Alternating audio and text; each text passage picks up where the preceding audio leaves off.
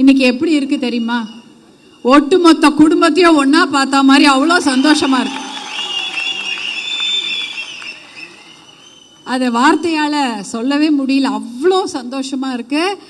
நம்முடைய அன்பு நிறுவனர், சமூக நீதி போராளி, இனமான காவலர் மருத்துவர் ஐயா அவர்களின் வாழ்த்துக்களோடு இந்த பொதுக்குழு நடந்து கொண்டிருப்பது நமக்கு மிகுந்த மகிழ்ச்சியையும் ஒரு ரொம்ப சந்தோஷத்தையும் கொடுத்து கொண்டிருக்கிறது. அது ஒரு இரட்டிப்பு மகிழ்ச்சி. இன்னொரு விஷயம், உங்களுடைய பேர் ஆதரவும் அன்பும் எனக்கு கிடைச்சி நான் இன்றைக்கு சட்டமன்ற உறுப்பினராக உங்கள் முன் இந்த பொதுக்குழுவில் பங்கேற்பதில் இன்னும் ஒரு மகிழ்ச்சி. இப்படி இந்த பொதுக்குழு அப்படியே சிறப்பு வாய்ந்த ஒரு பொதுக்குழு அவ்வளவு பிரமாதமாக நடந்து கொண்டிருக்கிறது. இதை நடத்தி கொண்டிருக்கும் நம்முடைய அன்பு தலைவர், பாட்டாளி மக்கள் கட்சியின் தலைவர் மருத்துவர் அன்புமணி அவர்களுக்கும், நம்முடைய அன்பு சகோதரர் பொதுச் செயலாளர் அவர்களுக்கும், அன்பு சகோதரி பொருளாளர் அவர்களுக்கும், மற்றும் மேடையில் வீற்றிருக்கக்கூடிய அனைத்து நம்முடைய சகோதரர்களுக்கும் சகோதரிகளுக்கும், மேடைக்கு முன்னால் அமர்ந்திருக்கக்கூடிய அனைத்து சகோதர சகோதரிகளுக்கும் என் அன்பான வணக்கத்தை தெரிவித்துக் கொள்கின்றேன். இது நான் சொன்னேன் இல்லையா முதல்ல, ஒரு சந்தோஷம். அதாவது இது ஒரு மிகப்பெரிய சந்தோஷம். ஏன்னா குடும்பத்தை மறுபடியும் ஒட்டுமொத்தமாக ஒற்றுமையாக இங்கே பார்ப்பதில் ஒரு சந்தோஷம். அது பர்சனல், அது நம்முடைய தனிப்பட்ட சந்தோஷம். ஆனால் பாட்டாளி மக்கள் கட்சியில் ஒரு மிகப்பெரிய வரலாற்று சாதனைகளை நிகழ்த்திய வருடம் இதுதான், 2026. ஏனென்றால் 100 வருடங்களுக்கு முன்பு தமிழ்நாட்டில் சமூக நீதி கணக்கெடுப்பு இந்தியாவில் நடந்திருக்கிறது. அது 100 வருடங்கள் கழித்து தமிழ்நாட்டில் நடத்தப்படும் என்ற அந்த சாதனைக்கு சொந்தமே பாட்டாளி மக்கள் கட்சியினுடைய தொடர் போராட்டங்கள், தொடர் அழுத்தங்கள், எத்தனை கடிதங்கள், எத்தனை அறிக்கைகள், எத்தனை அனைத்து கட்சி கூட்டங்கள், எத்தனை கருத்தரங்குகள், எத்தனை மாநாடுகள் போட்டிருப்பாங்க பாட்டாளி மக்கள் கட்சியில் நடத்தி இருப்போம். எத்தனை தீர்மானங்கள், சமூக நீதி கணக்கெடுப்பு தமிழ்நாட்டில் நடத்தப்பட வேண்டும் என்று எத்தனை தீர்மானங்கள், எத்தனை அழுத்தங்கள், எவ்வளவோ போராட்டங்கள் எல்லா ஊர்லேயும் நடத்தியாச்சு.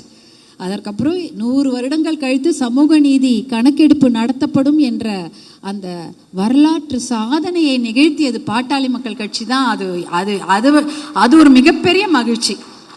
இதெல்லாம் சாதாரண விஷயம் இல்லை. சுற்றுச்சூழலை பற்றிய விழிப்புணர்வு, போதை ஒழிப்பு பற்றிய விழிப்புணர்வு, சமூக நீதி பற்றிய விழிப்புணர்வை கொண்டு வந்தது பாட்டாளி மக்கள் கட்சி என்றால் மிகையாகாது.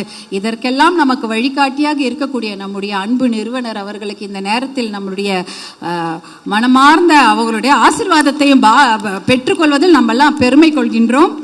இதை வழிநடத்தி கொண்டிருக்கிற நம்முடைய அன்பு தலைவர் அவர்களுக்கும் மனமார்ந்த நன்றிகளை நாம் நேரத்தில் தெரிவித்துக் கொள்கின்றோம்.